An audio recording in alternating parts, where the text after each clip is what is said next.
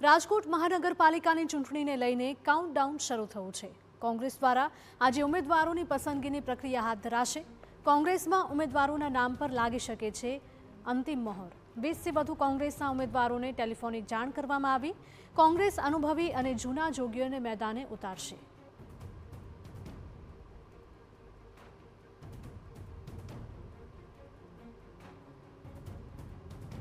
Ward number 15 ને લઈને કોંગ્રેસમાં આંતરિક ખેંચતાણ જોવા મળી। પૂર્વ કોર્પોરેટર ભાનુ સોરાણી અને તેમના પતિની દાવેદારીને લઈને ખેંચતાણ થઈ છે। પ્રવીણ સોરાણી ભાજપ સાથે બેઠક કરી હોવાનો દાવો। તેમના જ વોર્ડમાં તેમની ટિકિટ કાપવા મથામણ।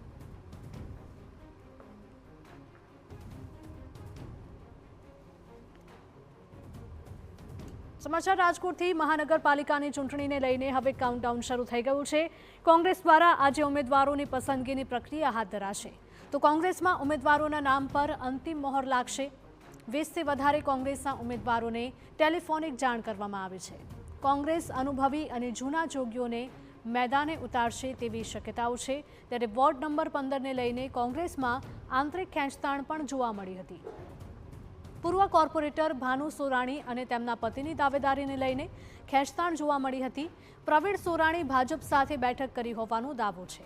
તેમના જ વોર્ડમાં તેમની ટિકિટ કાપવા મથામણ। સંવાદદાતા મોહિત લાઈવ જોડાયા છે વધુ અપડેટ સાથે। મોહિત, જણાવશો કે રાજકોટમાં મહાનગરપાલિકાની ચૂંટણીને લઈને હવે કાઉન્ટડાઉન શરૂ થઈ ગયું છે। શું અત્યારે અપડેટ મળી રહી છે?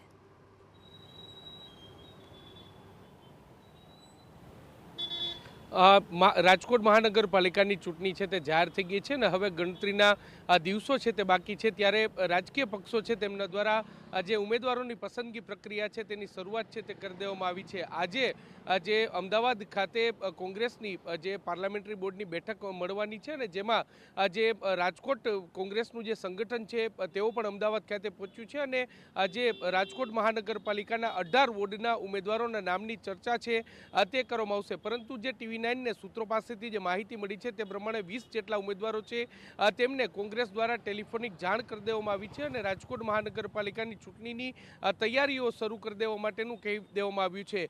જે નામો અત્યારે સામે આવ્યા છે તેમાં જે મોટાભાગના નામો છે તે પીઢ કોંગ્રેસી નેતા, અનુભવી કોંગ્રેસી મુદ્દાઓ અને ભૂતકાળમાં જે તેઓ દ્વારા કોર્પોરેશનની ચૂંટણી છે તે લડી ચૂક્યા હોય તેવા જે નેતાઓ છે તેમને પ્રાધાન્ય આપવામાં આવ્યું હોય તેવું લાગી રહ્યું છે।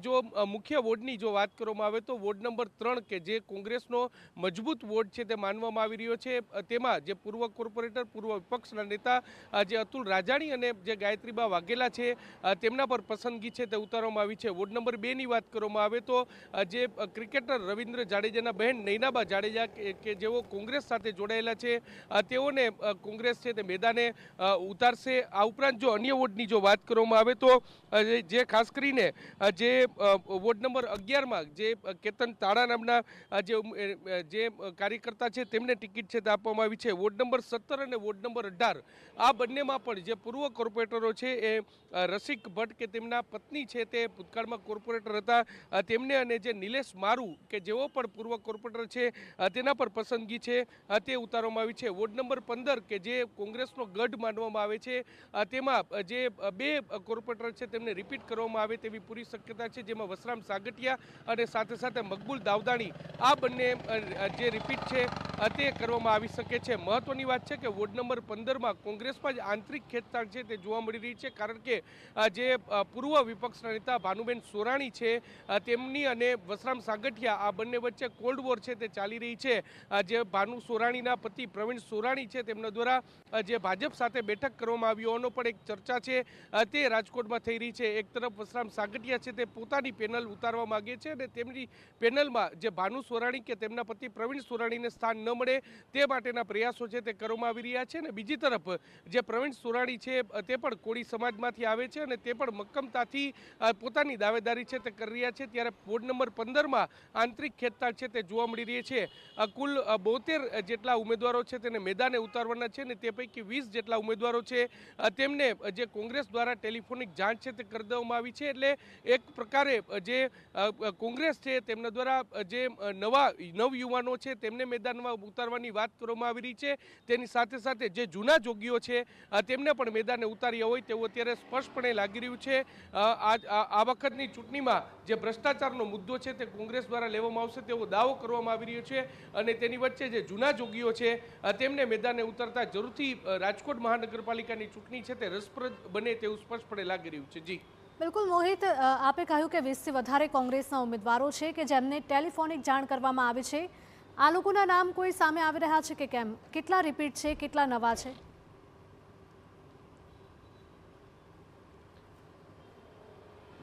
જો વોર્ડ વાઇઝ વાત કરવામાં આવે તો વોર્ડ નંબર 1માં જે રમેશ ઝુંઝા અને ની પ્રબળ શક્યતાઓ છે તે જોવા મળી છે. વોર્ડ નંબર 2માં નૈનાબા જાડેજા, વોર્ડ નંબર 3માં અતુલ રાજાણી અને ગાયત્રીબા વાઘેલા, વોર્ડ નંબર 4માં ઠાકરસિંહ ગજેરા, વોર્ડ નંબર 6માં શૈલેષ સાકરિયા, વોર્ડ નંબર 8માં રાખોલિયા ભગત અને આ ઉપરાંત જે રણજીત મુંધવા છે તેમનું નામ સામે આવ્યું છે. વોર્ડ નંબર 9માં ગિરીશ દર્શણિયા, વોર્ડ નંબર 10માં એક જે ગોહિલ મહિલા છે તેમનું નામ સામે આવ્યું છે. વોર્ડ નંબર 11માં કેતન તાળા, વોર્ડ નંબર 12માં સંજય ઉજુડિયા કે જેઓ કોંગ્રેસના જે પૂર્વ કાર્યકારી પ્રમુખ છે તેઓ રહી ચૂક્યા છે. વોર્ડ નંબર 13માં જે કમલેશ કોઠીવાલા અને પૂર્વ કોર્પોરેટર જાગૃતિબેન ડાંગર છે તેમનું નામ છે. વોર્ડ નંબર 14માં કોંગ્રેસના પીઢ નેતા રાજુ ચાવડિયાનું નામ છે. વોર્ડ નંબર 15માં વસરામ સાગઠિયા અને મકબૂલ દાવદાણીનું, વોર્ડ નંબર 16માં સુરેશ ગેરૈયા, વોર્ડ નંબર 17માં રસિક ભટ્ટ અને વોર્ડ નંબર 18માં નિલેશ મારુનું નામ છે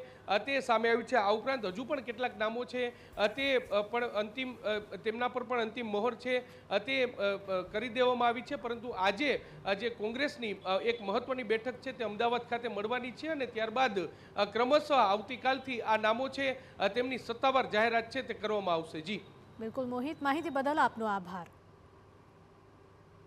તો સમાચાર રાજકોટમાંથી કે જ્યાં ઘણા ઉમેદવાર રિપીટ થાય તેવી પણ શક્યતાઓ છે. મહાનગરપાલિકાની ચૂંટણીને લઈને હવે કાઉન્ટડાઉન શરૂ થઈ ગયું છે. કોંગ્રેસ દ્વારા આજે ઉમેદવારોની પસંદગીની પ્રક્રિયા હાથ ધરાશે.